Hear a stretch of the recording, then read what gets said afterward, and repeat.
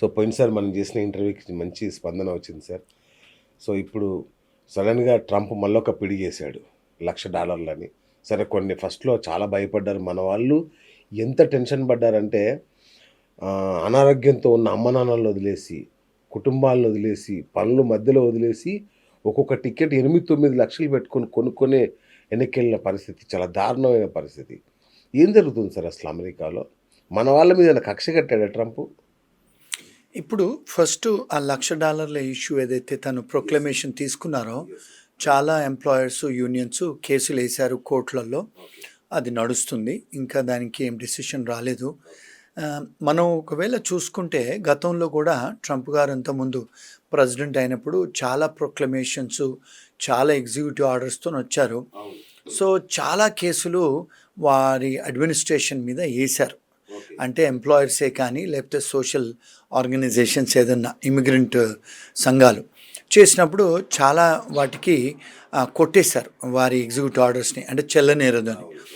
So ఇది మామూలే యాక్చువల్గా చూసుకుంటే. కానీ సెన్సేషనల్గా ఆయన ఓవర్ నైట్లో డెసిషన్ తీసుకున్న తర్వాత ఇప్పుడు మనం ఒక 4 to 5 months బ్యాక్ మనం కూడా చేసాము. అప్పుడు 4,000 మంది స్టూడెంట్స్ని వీసా క్యాన్సిల్ చేస్తే మీరు అప్పుడు ఒక షో చేశారు నాతో యూఎస్ నుంచి.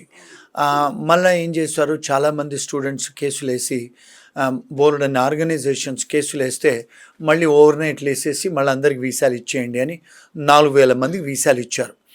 అలాంటి సంఘటనలు, అలాంటి డిసిషన్స్ ఎప్పుడు కూడా ఆయన ఎప్పుడు అట్లా అంటే జరుగుతూనే ఉంది. అంటే తను చేసే డిసిషన్ మేకింగ్ ఓవర్ నైట్లో తీసుకుంటారు, మళ్ళీ దాని తర్వాత దాన్ని రద్దు చేస్తారు, అలాంటివి జరుగుతూనే ఉంది. నేను అనుకునేది ఏంటంటే ఇప్పుడు ఈ ప్రొక్లమేషన్ కూడా ఏదైతే $1,00,000 అని చెప్పారో ఇది కూడా నిలవదని నేను అనుకుంటాను. ఎందుకు అంటే ఇక్కడ 2 విషయాలు అర్థం చేసుకోవాలండి. అమెరికన్ కాన్స్టిట్యూషన్, యుఎస్ రాజ్యాంగం ఏమంటుందంటే గవర్నమెంట్ వాళ్ళు ఏదైనా ప్రైవేట్ కాంట్రాక్ట్లో ఇంటర్ఫీరెన్స్ అవ్వటానికి వీల్లేదు.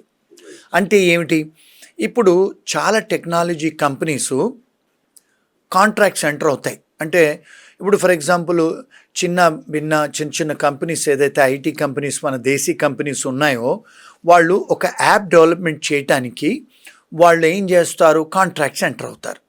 కాంట్రాక్ట్స్ ఎంటర్ అయినప్పుడు వేరే కంపెనీస్తో, ఇప్పుడు ఫర్ ఎగ్జాంపుల్ గూగుల్కి ఏదైనా మనం చెయ్యాలి వర్క్, మైక్రోసాఫ్ట్కి ఏదైనా చెయ్యాలి, దానికి వెండర్స్ ఉంటారు, ప్రిఫర్డ్ వెండర్ కంపెనీస్ ఉంటాయి.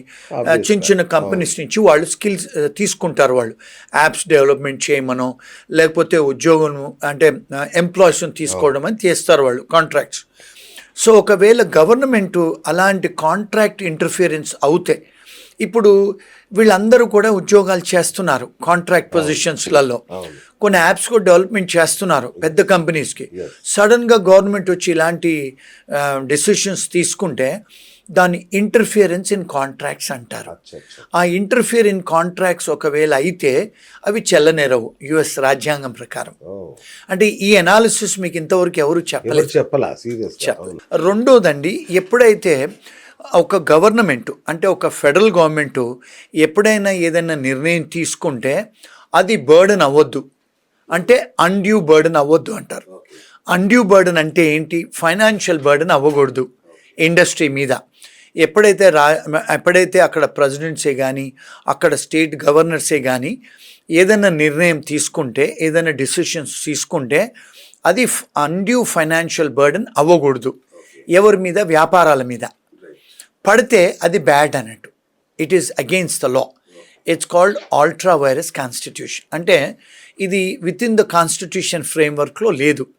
మరి అలాంటి ఫ్రేమ్వర్క్లో మీరు ఒకవేళ డిసిషన్స్ తీసుకుంటే అవి కోర్ట్స్ ఇంటర్ఫీర్ చేసి చెల్లనేరం అని చెప్పి డిక్లేర్ చేస్తాయి. ఇప్పుడు ఇలాంటివి ఇది రెండో విషయం. మూడో విషయము, ఇప్పుడు పెద్ద కంపెనీస్ ఉన్నాయి, చిన్న కంపెనీస్ కూడా ఉన్నాయి. ఇప్పుడు మరి పెద్ద కంపెనీసే కాదు కదా లక్షల వేల మందిని హైర్ చేసేది, చిన్న కంపెనీస్ కూడా హైర్స్ కూడా చేస్తాయి కదా.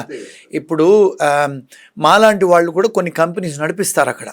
సో మాలాంటి కంపెనీలు చిన్న కంపెనీస్ మరి చేసినప్పుడు మేము కూడా హైర్ చేసుకుంటాం $1,00,000, $1,25,000 పెట్టి. మరి మీరు చిన్న కంపెనీస్ మీరు $1,00,000 పెట్టి తీసుకురావాలి అంటే మరి అది బర్డన్సమ్ కదా చిన్న కంపెనీస్కి. చాలా బర్డెన్ కదా. మరి దాన్ని మీరు చిన్న కంపెనీస్ మీరు బర్డెన్ చేసినప్పుడు పెద్ద కంపెనీస్కి అలౌ చేసటం మరి equality of law, equal protection of law కాదు కదా. మీరు పెద్దవాళ్ళని ఒక విధంగా చూస్తున్నారు, చిన్నవాళ్ళని ఒక విధంగా చూస్తున్నారు. మరి ఇది డిస్క్రిమినేషన్ ఎఫెక్ట్ కదా. దేర్ ఇన్స్ ద మ్యాటర్. మరి నాలుగోది, ఫర్ ఎగ్జాంపుల్ ఇప్పుడు అక్కడ చదువుకుంటారు, అక్కడ వ్యాపారాలు పెట్టి డబ్బు ఖర్చు పెట్టి అక్కడ చదువుకొని అక్కడ ఉద్యోగాలు సంపాదిస్తారు.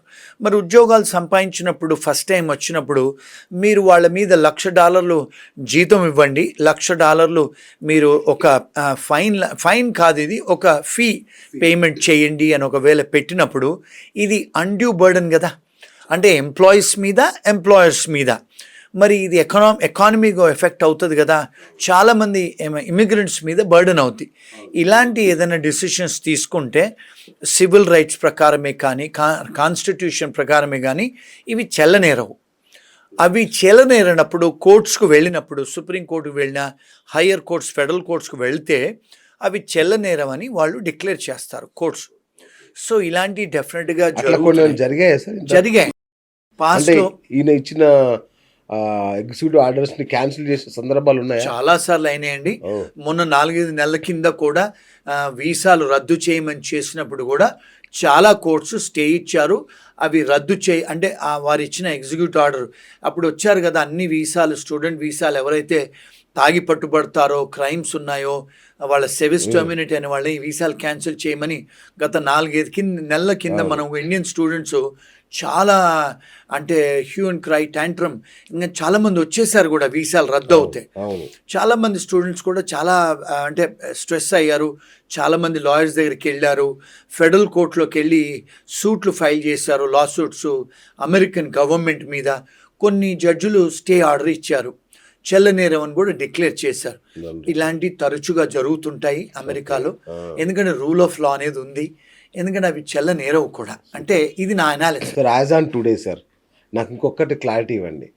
ఇప్పుడు ప్రస్తుతం ఆల్రెడీ H-1B వీసా మీద ఉన్న వాళ్ళు రెన్యువల్ కానీ ఎక్స్టెన్షన్ కానీ ఏమైనా ప్రాబ్లం ఉంటుందా? వాళ్ళకి ఏ ఇబ్బందులు లేవండి. ఇప్పుడు H-1B ప్రాసెసింగ్లో ఉన్న వాళ్ళు కూడా ఏ ఇబ్బందులు లేవు. ప్రాసెసింగ్లో ఉన్న వాళ్ళు కూడా ఇబ్బందులు లేవు. నెక్స్ట్ ఇయర్ ఎవరైతే వస్తారో, నెక్స్ట్ ఇయర్ మన దేశాల నుంచి, ఫారిన్ కంట్రీస్ నుంచి ఎవరైతే వస్తారో వాళ్ళు వచ్చే వాళ్ళకి ఆ నిబంధనలు పెట్టారని ఆ ప్రొక్లమేషన్. అంతేనండి. ఇప్పుడు ఉన్న వాళ్ళకి ఇబ్బందులు లేవండి అక్కడ. రైట్. ఇప్పుడు మీరు ప్రొక్లమేషన్ అన్నారు కదా సార్, ఇది ట్రంప్ ఉన్నంత కాలం ఉండాల్సిందే, లేదంటే ఏది కోర్టు కనుక రద్దు చేయకపోతే ట్రంప్ ఉన్నంత వరకు ఉంటుంది. గవర్నమెంట్ మారాక వెళ్ళిపోతుందా, లేదంటే కంటిన్యూ అవుతుందా ఒకవేళ కోర్టులు అనుకూలంగా ఇవ్వలే తీర్పు? గుడ్ క్వశ్చన్ అండి. ఇప్పుడు మన దేశంలో కూడా ప్రైమ్ మినిస్టర్లు, చీఫ్ మినిస్టర్లు వచ్చినప్పుడు కొన్ని డెసిషన్స్ తీసుకుంటారు. ఫర్ ఎగ్జాంపుల్ ఇప్పుడు మనం ఆంధ్ర గవర్నమెంట్లో జగన్ గారు ఉన్నప్పుడు కొన్ని డెసిషన్ తీసుకున్నారు. ఏమని? అన్న క్యాంటీన్స్ అని క్లోజ్ చేయాలని. మరి వారు వెళ్ళిన తర్వాత మళ్ళీ చంద్రబాబు నాయుడు గారు వచ్చిన తర్వాత మళ్ళీ ఓపెన్ చేశారు కదండి. అదేవిధంగా ఎప్పుడైతే గవర్నమెంట్ మారుతుందో, గవర్నమెంట్ పాలసీస్ మారుతాయి, డెసిషన్స్ మారుతాయి, వాళ్ళు అవి ఓవర్ రూల్ చేసి మళ్ళీ కొత్త ప్రొక్లమేషన్స్, కొత్త ఎగ్జిక్యూటివ్ ఆర్డర్స్తో వస్తాయి. ఇప్పుడు అమెరికాలో చూస్తే బైడెన్ గారు చేసిన డెసిషన్స్ అన్నీ రద్దు చేసి అవన్నీ ఓవర్టర్న్ చేసి కొత్త ప్రొక్లమేషన్స్తోని, కొత్త ఎగ్జిక్యూటివ్ ఆర్డర్స్తోని ట్రంప్ గారు వస్తున్నారు. అంటే ప్రతి గవర్నమెంట్ మారినప్పుడు, వాళ్ళ అడ్మినిస్ట్రేషన్ మారినప్పుడు పాలసీస్ చేంజ్ అవుతాయండి. వారు ఉన్నంతసేపు ఉండొచ్చు ఇది. ఓకే.